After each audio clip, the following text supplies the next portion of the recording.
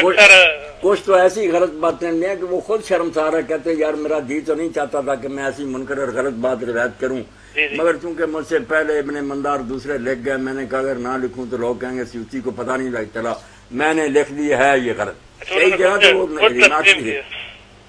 ہاں تو وہ کوئی کتاب نہیں، کچھ فائدہ نہیں اس کے پڑھنے کا۔ دونوں کتابوں کے بارے میں دونوں کتابیں ایسی، بلکہ شاہ عبدالعزیز رحمۃ اللہ علیہ کا یہ تبصرہ ذہن میں رکھیں کہ اگر کوئی اور نہ لکھے نا، سیوطی رحمۃ اللہ علیہ لکھے تو امام سیوطی کا نام ہی گارنٹی ہے کہ وہ چیز صحیح نہیں ہے۔ یہ بالکل ہاتھ پر لال مشہور ہے نا کہ رات کو ایندھن اکٹھا کرتا آدمی، سانپ بھی ہاتھ میں آ گیا، لکڑی بھی آ گئی، کوئی پتہ نہیں رستہ ہے یہ سانپ ہے۔ ان کو عمر ملی تھوڑی 40 سال، مطالعہ بہت، جہان کا علم انہوں نے پڑھا مگر چھانٹی نہیں کر سکے۔ ایک اور یہ ہمارے لکھ کر چلے گیا، اب لوگ کہتے ہیں علامہ جلال الدین سیوطی، ان کو تو وقت ہی نہیں ملا، 40 سال میں صرف اکٹھا کیا، چھان پھٹک نہیں کر سکے، صحیح غلط نہیں کر سکے۔ اچھا یہ ایک اور یہ صوفیاء کرام کے حالات پہ ہے، یہ ہمارے بر صغیر میں پڑھی جاتی ہے، سیر الاولیاء، اس میں سیر الاولیاء بھی ہے۔ اچھا یہ اس میں بھی کوئی واقعات اس طرح کے ملتے ہیں اولیاء کے متعلق؟ علمی اہمیت پوچھ رہے ہیں۔ نہیں، بس آپ دیکھیں کہ جب نیازی صاحب لوگوں نے حدیث رسول کو معاف نہیں کیا، جو دین تھا یہ تو اللہ کے پیغمبر کی حدیث، اس میں ملاوٹ ہوئی ہے، تو دوسرے اماموں اور اولیاء کے تذکروں کا کون محافظ تھا؟ جس کا جی چاہا اس نے اس میں گھسیڑ دیا۔ اسی لیے ایک موقع پر نا جب حضرت مولانا احمد رضا خان بریلوی رحمۃ اللہ علیہ نے لکھا اس پر رسالہ کہ سجدہ تعظیمی حرام ہے، وہ خواجہ حسن نظامی نے فتنہ شروع کر دیا تھا نا کہ یہ جائز ہے، انہوں نے رد لکھا، زبدہ تزکیہ، بہت عمدہ کتاب، ایسی کتاب بیل حدیث اور دیوبندی بھی نہیں لکھ سکے، ہاں وہ سجدہ تعظیمی حرام ہونے پر۔ مولانا احمد رضا خان، ہاں، اور جب ان لوگوں نے حوالہ دیا کہ تذکروں میں تو یہ آتا کہ بابا فرید الدین گنج شکر کو لوگ سجدہ کرتے تھے، فلاں کو کر، تو مولانا نے کہا یار پہلے تو یہ بات سمجھو کہ ہر مسلمان کو علم ہے کہ سوائے رسول کے کسی کو عصمت حاصل نہیں ہوتی، اس لیے بڑی، یہاں تک انہوں نے لکھا کوئی صحابی بھی ایسا نہیں جس سے کوئی نہ کوئی ایسا قول صادر نہیں ہوا کہ اگر آج اس پر عمل کو کرے سیدھا دوزخ میں جائے، وہ معاف ہو جائے گا اس کو، کیونکہ وہ علم نہیں تھا، عمل کرے اب کوئی تو جہنم جائے، ایسے غلط قول۔ اس لیے وہ کہتے کیا کرتے ہو تم، نبی ہیں وہ، اور پھر فرماتے تذکرے جو ہیں الماریوں میں پڑے، ان کا کون معاف؟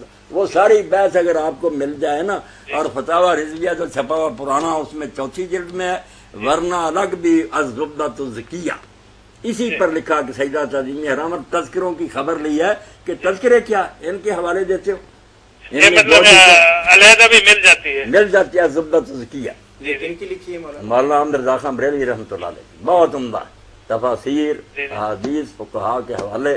انہوں نے کہا کیا آدم علیہ السلام کا حوالہ دیتے اور یوسف علیہ السلام کا؟ ہمارے نبی علیہ السلام نے جو فرمایا بولو، آپ نے انگنت حدیثوں میں کہا کہ سجدہ حرام ہے، تم پچھلی امتوں کی کیا باتیں کرتے ہو، وہاں کئی چیزیں جائز تھیں جو حرام۔ عمدہ رسالہ، عمدہ، بہت شکریہ جی، بارک اللہ فیک۔ جی مولانا اعتکاف، السلام علیکم۔ وعلیکم السلام ورحمۃ اللہ وبرکاتہ۔ مولانا جی حکیم عارف بول رہا ہوں۔ ہاں میں نے پہچان لیا، یقین صاحب، بہت مہربانی، جزاک اللہ جی۔ اچھا مولانا آج کل ایک مسئلہ ہے کہ مسوڑوں کا، کہ جب سو کے اٹھتے ہیں نا تو مسوڑوں میں سے خون آتا ہے جی، اب وہ خون سوتے میں اگر اندر چلا جائے تو روزے کی صحت پہ کوئی اثر تو نہیں پڑتا اس کا؟ نہیں اٹھے تو مسوڑوں میں خون تھا، مسواک کی یا برش کیا تو پھر وہ خون نکلا تو پھر کیا ہوا؟ مثلا اگر وہ اندر چلا جائے سوتے ہوئے یا سونے سے پہلے کسی وقت اندر لب چلا جاتا ہے نا، لب کے ساتھ، نہیں سوتے سوتے تو چلا جائے تو آپ کے بس میں ہی نہیں، سوتے کو تو سب کچھ معاف ہے نا، ٹھیک ہے، اور اگر آپ جاگیں اور مسواک کر رہے تھے تو پھر بھی کچھ بس جیسے گھونٹ نکل لیتا آدمی، اچانک چلا گیا اندر، پھر بھی کوئی بات نہیں، جو آپ کے بس میں ہے نا کہ منہ میں آپ تھوک سکتے ہیں وہ نہیں نکلنا چاہیے بس، باقی فکر نہ کرے، اللہ اتنی سختی نہیں کرتا، بالکل، روزہ اتنا کوئی نا شیشہ نہیں کہ جلدی سے ٹوٹ جائے۔ السلام علیکم۔ یہ نماز کے متعلق ایک سوال ہے مولانا کہ نبی کریم صلی اللہ علیہ وسلم کی کیا حیات مبارکہ میں کبھی کوئی نماز قضا ہوئی؟ جی، یا صحابہ کرام سے ایسا عمل ہوا ہو تو ان کے ادا کرنے کا مسنون طریقہ کیا ہے؟ جی السلام علیکم۔ ہیلو جی السلام علیکم۔ میرا نام فاطمہ ہے اور مفتی صاحب سے یہ پوچھنا ہے عورتوں کا گھر میں تراویح پڑھانا جائز ہے اسلام میں؟ جائز ہے بیٹا، عورت صف میں کھڑی ہو کر نا آگے نہ کھڑی ہو، جس طرح مرد امام آگے اکیلا کھڑا، اس طرح نہیں، جو پہلی صف ہے اس کے درمیان میں کھڑی ہو جائے سینٹر میں، تو جماعت عورتوں کی کرا دے، مرد نہ پیچھے کوئی جائز ہے فاطمہ بیٹا کر لیا کریں اگر کرنا چاہتی ہیں، کوئی بات نہیں۔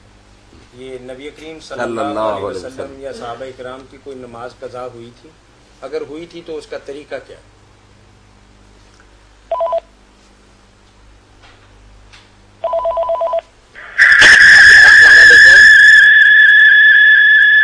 السلام علیکم۔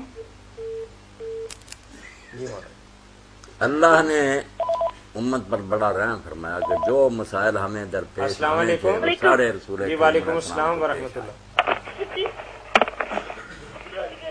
ہیلو جی السلام علیکم۔ السلام، میاں خالد بول رہا ہوں جی محمد آباد سے۔ جی فرمائیے بھائی۔ ہاں جی طاہر صاحب کی حال چال ٹھیک جی ٹھاک؟ الحمدللہ۔ اچھا مجھ سے پوچھنا ہے مولانا صاحب سے کہ یہ جو 8 سارا دن تھکا ہوتا ہوں کیونکہ وابڈا میں ہوں تو 20 تراویح نہیں پڑھ سکتا۔ جی جی وہ کہتے یہ 8 نہیں ہے تو 8 کے بعد یہ اس میں یہ اس طرح پوچھنا تھا کہ یہ 8 ٹھیک ہے پڑھ لیا کریں؟ بالکل آپ 8 پڑھ لیا کریں، بلکہ خالد صاحب 1 بھی نہ پڑھیں تو آپ تھکے ماندے آرام کریں، روزہ آپ کا ٹھیک ہے۔ ان کو پڑھتے رہنے دیں، جس طرح یہ قرآن پڑھتے ہیں یہ بھی بھگتیں گے۔ آپ نہ اس گناہ میں شریک ہوا کریں، یقین جانیں اللہ کی کتاب سے ظلم ہی ہو رہا کہ یا نمون پر ہی پتہ لگتا کہ یہ پڑھ رہا ہے، کوئی پتہ نہیں یہ قرآن پڑھ رہا ہے۔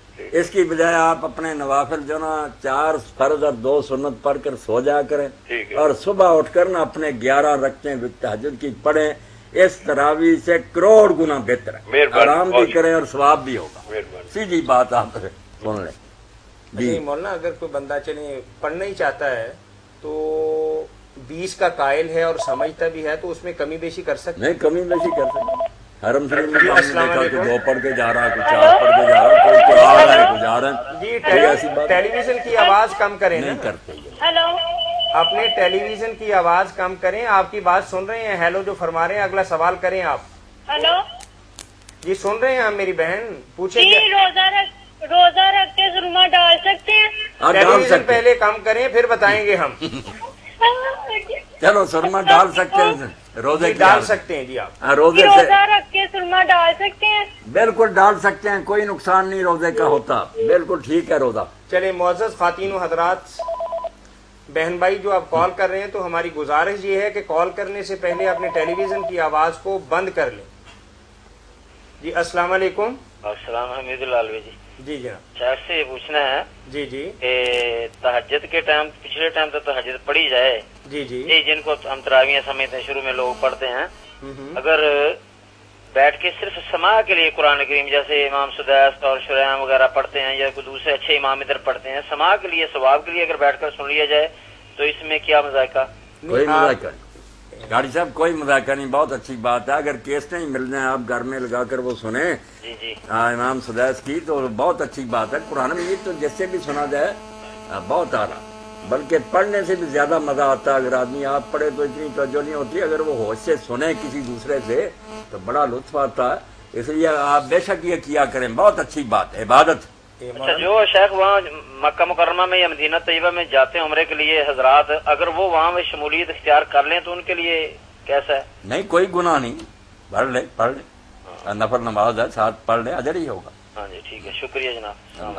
اچھا مولانا، جیسے ابھی مدینہ منورہ یا مکہ مکرمہ کے اندر نماز تراویح یا کوئی اور نماز ہو رہی ہو تو انسان اسے امام بنا کے یعنی نوافل کی رکعتیں ادا کر سکتا ہے؟ نہیں طاہر صاحب، امام جماعت کے لیے لازم ہے کہ صفیں جو ہیں ایک دوسرے کے ساتھ ملی ہوئی، یہ تو کوئی نہیں کہ ایک ہزاروں میل دور ہے میں یہاں ہوں، وہاں بھی آپ سن رہے ہیں خود مکہ مدینہ میں۔ السلام علیکم۔ صفیں نہیں تھی۔ سر ہم نے یہ پوچھنا تھا، کوئی انسان بیمار ہو تو وہ سرہانے پہ سر رکھ کے نماز پڑھ سکتا ہے؟ سرہانے پہ سر رکھ کے جی، یعنی لیٹے لیٹے آپ پوچھ رہے ہیں؟ نہیں، تکیے کے اوپر بس سجدہ ہی کرنا ہے بس۔ نہیں مولانا تو اس سے منع فرمایا۔ نہیں، تکیے پر سجدہ نہ کریں، نہ کوئی اور میز وغیرہ رکھیں، بس آپ بیٹھ کر پڑھیں اور اشارے سے سجدہ کریں، اشارہ تھوڑا سا رکوع، اس سے تھوڑا سا زیادہ سجدہ۔